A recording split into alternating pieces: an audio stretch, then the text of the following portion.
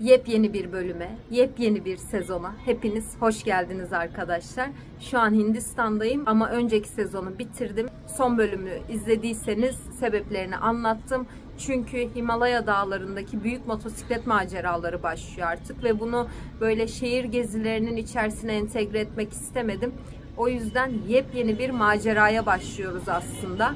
Bu bölüm itibariyle Bhutan macerasını izleyeceğiz. Ardından birlikte Nepal'e gideceğiz. Sonrasında Himalayalara, Kardungla'ya, dünyanın çatısına tırmanacağız. Şu andan itibaren dünyanın çatısı olarak bilinen, dünyanın en yüksek dağların eteklerinde, dağların tepesinde olacağız. Belki bir küçük trekking yapacağız hep birlikte. Ama bu bölümde ve bu birkaç bölümde Bhutan'ı keşfedeceğiz. Bhutan dünyadaki tek karbon negatif ülke. Yani ürettiği karbondan daha fazlasını çevreye sahip çıkarak, ormanları koruyarak hapsediyor. Ve dünyanın en mutlu ülkesi Bhutan. Gayri safi milli hasıla yerine ülkelerinde yaşayan vatandaşların mutluluğunu ön plana alıyorlar. Ülkede sigara içmek yasak. Bhutan'da bir hayvanı öldürmek yasak. Et yiyorlar, et tüketiyorlar ama tamamen başka ülkelerden ihraç ediyorlar. Mesela Hindistan bunlardan en büyük örnek. Bhutan krallıkla yönetiliyor. Aslında öncesinde tamamen monarşi varken sonrasında kralın isteğiyle ve bir meclis kuruldu ve hala krallığa bağlı olsa da yine de bir içeride meclis, bir düzen söz konusu. Yani nasıl olacak?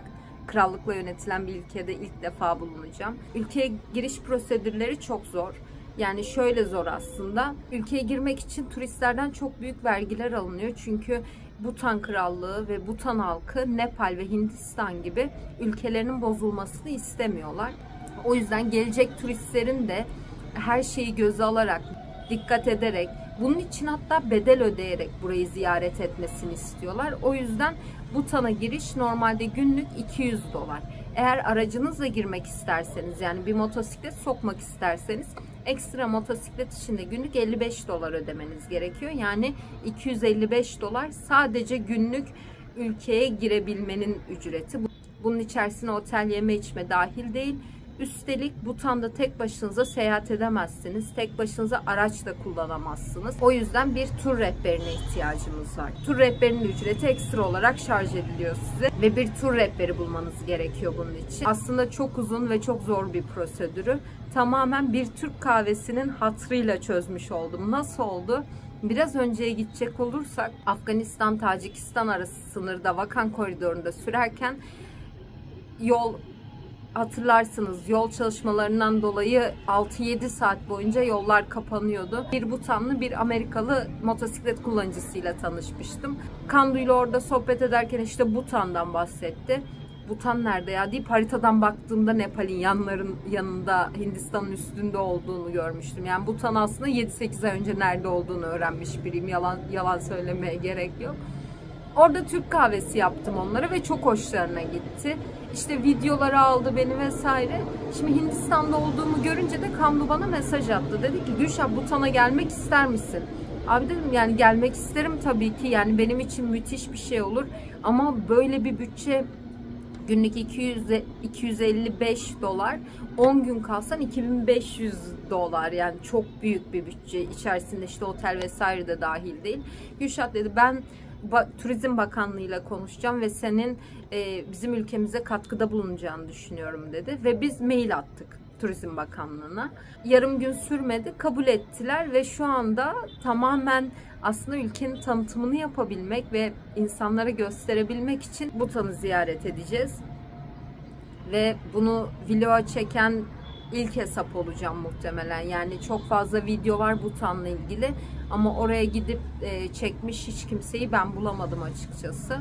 Motosikletle giden, motosikletini Türk plakalı bir aracı Bhutan'a süren de ilk ben oluyorum. Onun da ayrı bir mutluluğu var açıkçası. Şimdi o yüzden Siliguru'da kalıyorum. Hindistan'ın en böyle Bhutan'a yakın büyük şehri. Yola çıkıyoruz. Ve ne yapıyoruz? Bhutan sınırına gidiyoruz. Bhutan'a geçeceğiz. Kandu'yla buluşacağız. Ve böyle videoyu, yani Bhutan serisini böyle ben tek yayınlamak istiyorum. Her güne bir video ama 2-3 günde bir paylaşırım muhtemelen. Durumlar böyle. Çok heyecanlıyım. Dünyanın en mutlu ülkesine çok mutlu, çok sakin, çok keyifli bir şekilde gidiyorum. İyi seyirler.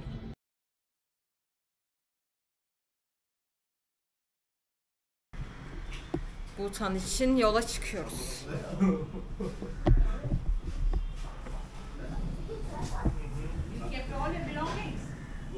Ya. Sanno che non c'è da stare sentare. Yes. Oh, what your country is that? How she's going to Bhutan? Jaigam. Jaigam. Yaudah pe, kamera box yo. Yo magari. This is your Turkey number plate? Yes. Now I'm ready for photo. Yeah. Just a minute, I will take first. Ha. With your helmet. No, no. No, it's small. Yes. You stay here.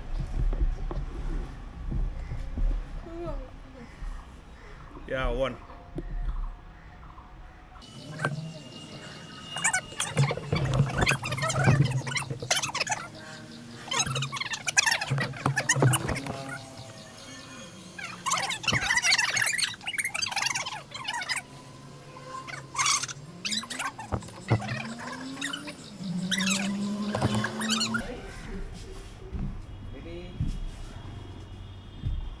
Evet. Now gidiyoruz. Çok sivrisinek var. India mà sắp tới bạn làm đồ già đi sang nhà phải. Oy.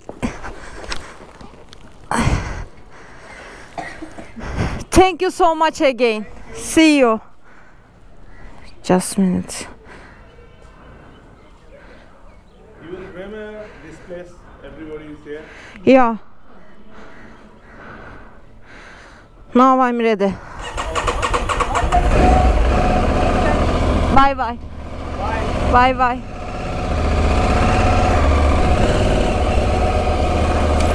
Arkadaşlar Bhutan'a gidiyoruz. Vallahi Bhutan'a gidiyoruz. Ya Siliguri'de kaldım. Tam böyle köşe şehir. Bhutan sınırı 140 kilometre uzaklıkta. O yüzden müthiş bir evde kaldım. O kadar tatlılardı ki gerçekten. Hayran kaldım hepsine. Bengal'in insanı çok güzel. Hadi bakalım, kazasız belasız güzel bir gün diliyorum. Ay öleceğim heyecandan. Tam 3 ay oldu Hindistan'a geleli. En son Varkala videosundan sonra Darjeeling videosunu izlediniz. Çünkü o arada 10 gün boyunca 3000 kilometreyi işte her gün 300 kilometre yapa tamamladım. Böyle günde yaklaşık 7-8 saat motosiklet kullandım. Gerçekten çok zordu. Ama onu planlayıp gelmiştim yani. Bugün bu tarihlerde burada olacağım kesin de. Bir Başak Burcu, aslında plansız yaşasam da kendi içimde çok büyük planlarım var yani şu an işte.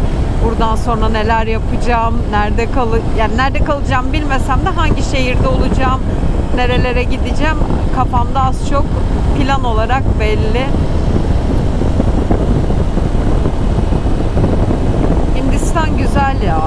Yani ilk başlarda gerçekten Kuzey Hindistan tarafında çok şeydim. Önyargılı ve soğuktum.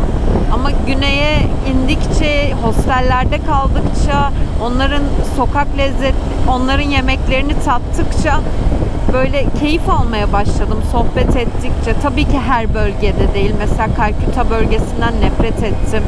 Çünkü gerçekten çok korkutucu gözüküyordu Bangladeş sınırı. Ama Darjeeling, insan olarak sanırım Bengal insanı benim bir numaram. Müthişler. Bhutan'a daha önce bir Türk aracı girmedi, bir motosiklet de girmedi, bir motosiklet kullanıcısı da girmedi. O yüzden Bhutan'a girecek ilk Türk olarak çok heyecanlıyım. Tarihe not düşülsün.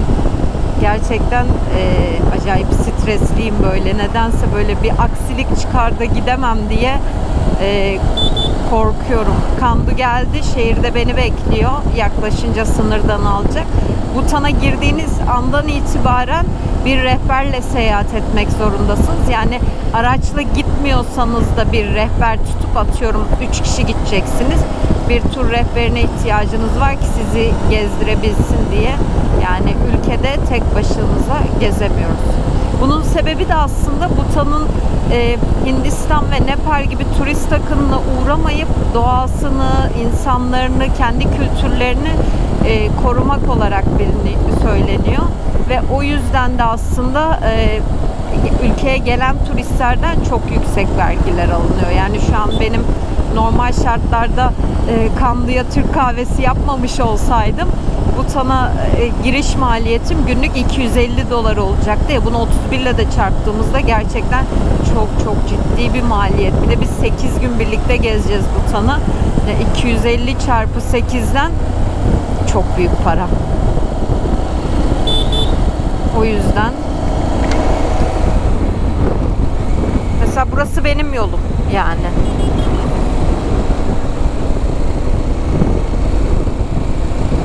O yüzden acayip heyecanlıyım. Hava karlı olacak ilerleyen kısımlarda. Bakalım neler yapacağız, nasıl geçecek, onu da çok merak ediyorum. Sınır öncesi son benzin molasını aldım.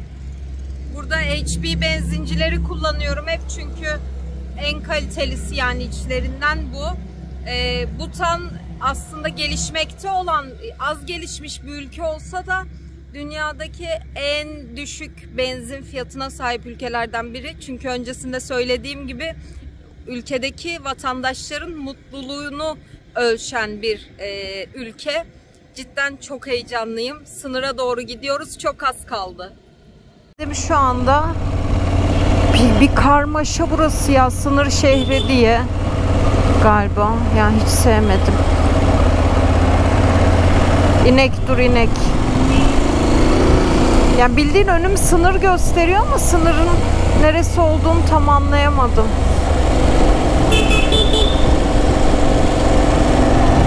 Bayağı şurası Bhutan diyor.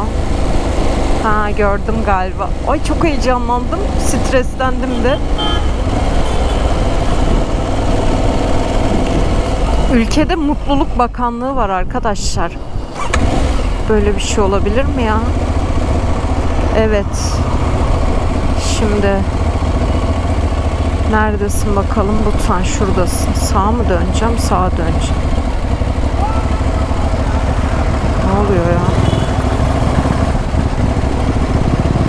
Evet, burası.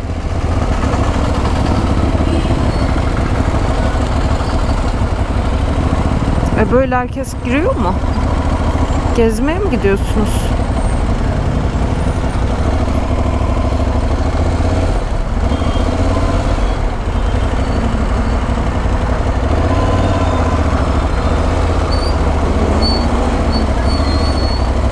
Hello.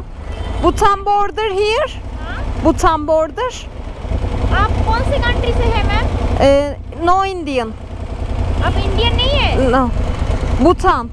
Bhutan जाना है? Yeah. आपको country? Turkey. तुर्की? Yeah. Passport है? Yes. Immigration को? I don't know where. Immigration जाना पड़ेगा आपको। आप गाड़ी साइड करेगा।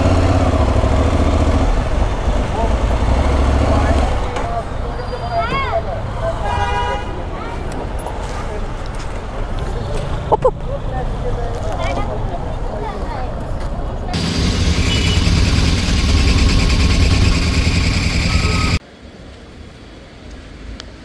You went to Bhutan also? You didn't go, no? I was looking there.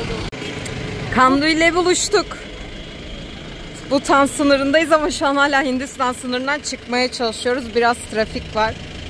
Beyefendi her resmi ofiste olduğu gibi kendi kıyafetlerini giydi ve giriş yapıyoruz. Hindistan tarafı gerçekten çok karmaşıktı. Jaigon tarafı. Immigration Office pasaportu damgalatacağımız ofis daha ileride bir yerde. O yüzden işte motoru bıraktım. Orada askerler beni tuk-tuka bindirdi. Bir yerlere götürdüler. Orada pasaportu damgalattım.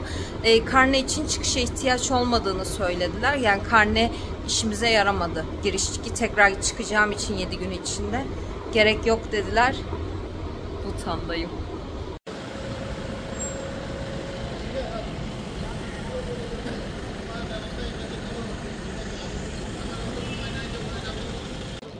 Bhutan'la ilk karşılaşmamız. Hemen aslında Hindistan kapısının arkasındayım. Şu an Kanda her şeyi hallediyor. Çünkü bana ihtiyaç yok burada. Sadece pasaportumu verdim. Şu an anlayamadım yani nerede olduğumu. Beni Immigration Office'e götürdüler. Orası çok zordu. İşte onlar da bilmiyorlar. Neyse motoru karneden dışarı çıkarmadık. Karne işlerini yani zorlaştırmadılar. Sadece pasaportuma damga vurdum. Burada da sadece pasaporta damga vuracağız. Ama uluslararası ehliyet istediler. Onu söylemem gerekir. Touring'den almıştım ben garanti olsun diye. Şansa kullanabildim. Şimdi Bhutan seyahati başlıyor ama önce kalacağımız otele gideceğiz. Bugün burada kalacağız. Yarın başkent Thimphu'ya gideceğiz. Evet. Müthiş bir otelde kalıyoruz. Benim kız da burada.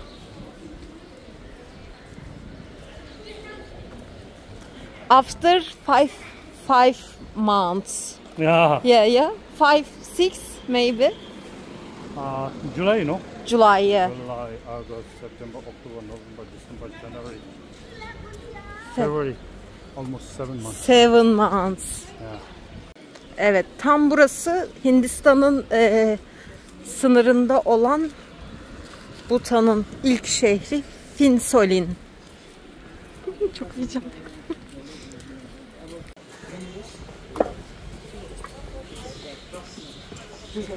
Yemek yemeye gidiyoruz.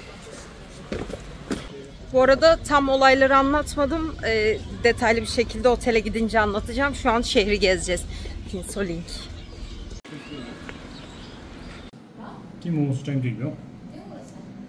Önce restorana geldik çünkü çok açız.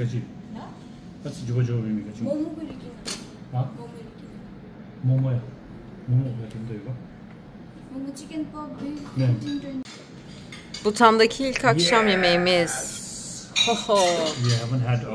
We haven't had our lunch. Yes. So this is now lunch. I think like dinner. Probably it can be a dinner now. Nice.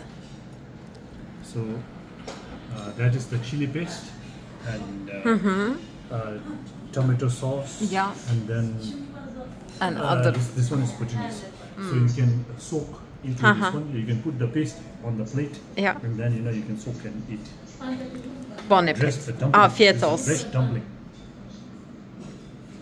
We said mantı. Manta. Mantı. Actually momo, no? Ha, momo. Yeah, momo. In Bhutan. In Bhutan also momo. But this is not our original food actually. Ya. Hazır Bhutan sokaklarında yürürken size şunu söyleyeceğim. Eğer Hindistan rupisi varsa birebir burada geçiyor Hindistan rupisiyle birlikte, yani burada change yapmadan şey yapabiliyorsunuz. Harcama yapabiliyorsunuz. Kredi kartını deneyeceğiz. Güzel şeyler var, onları akşam anlatacağım ama şimdi biz gezelim.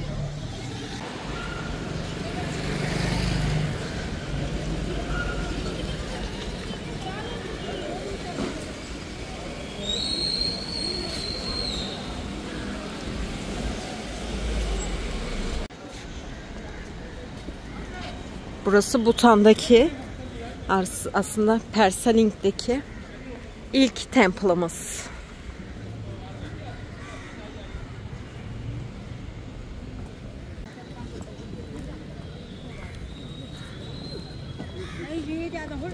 Budizmin olduğu bir ülke.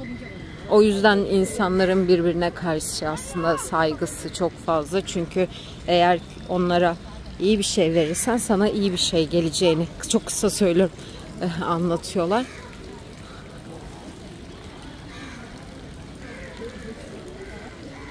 çevresinde bir tur döndüğünde kendini daha iyi hissedecek. Kendini daha iyi hissediyormuşsun.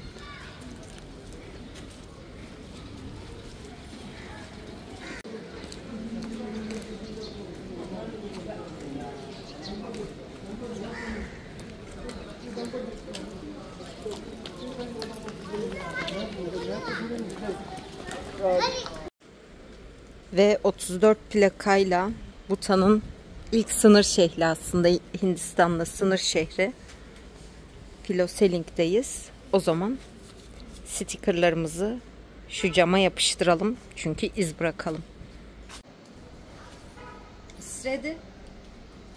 Stikerlerimi Philo-Seling'deki otelimize yapıştırıyorum. O zaman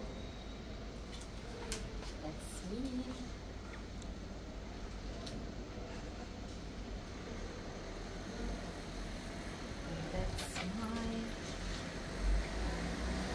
Come.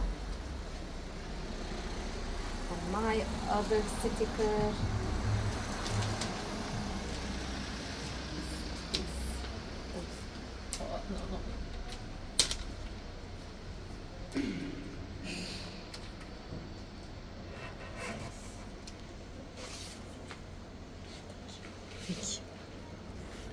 Şöyle bir de yakından bakalım. Bir sınırını keşfet var ve bir de ben varım.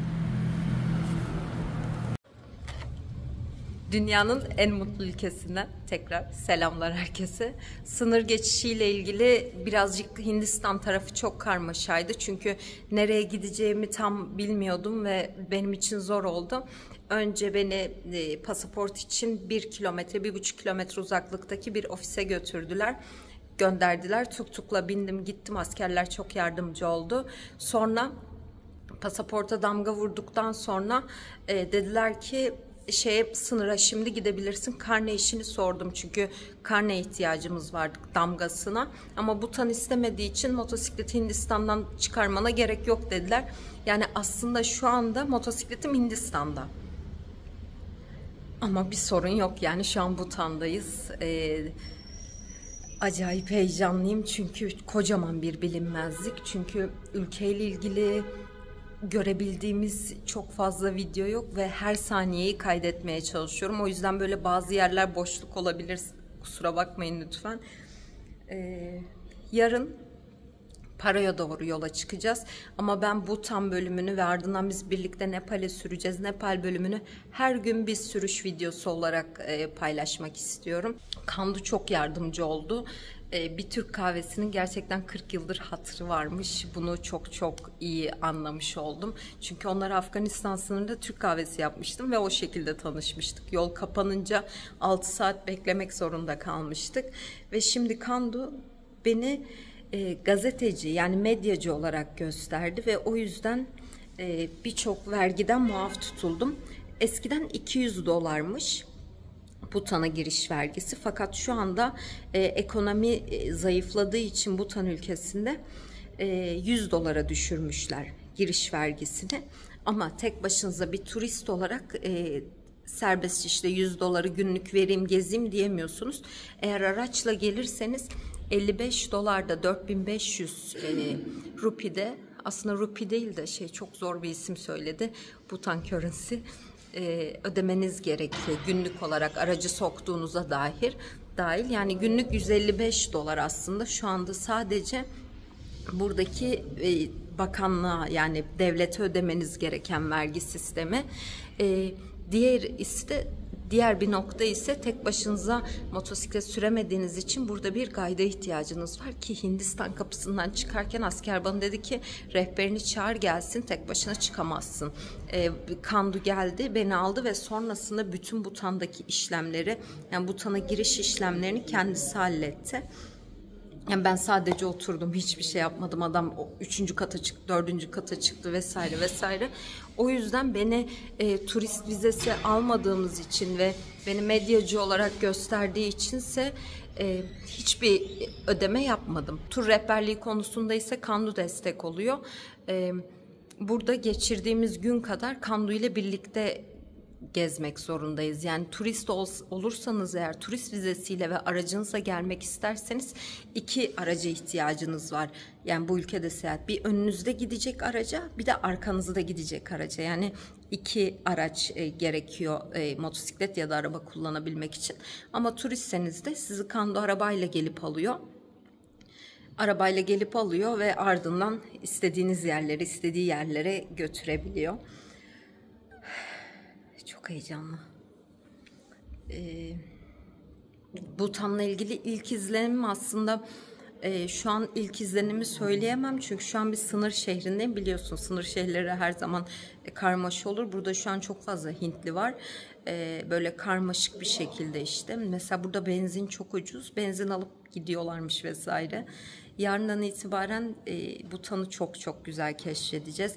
Her saniyesini size yansıtacağım. Bakalım nasıl olacak. Bugün Siliguri'den çıktım ve Pharsaling,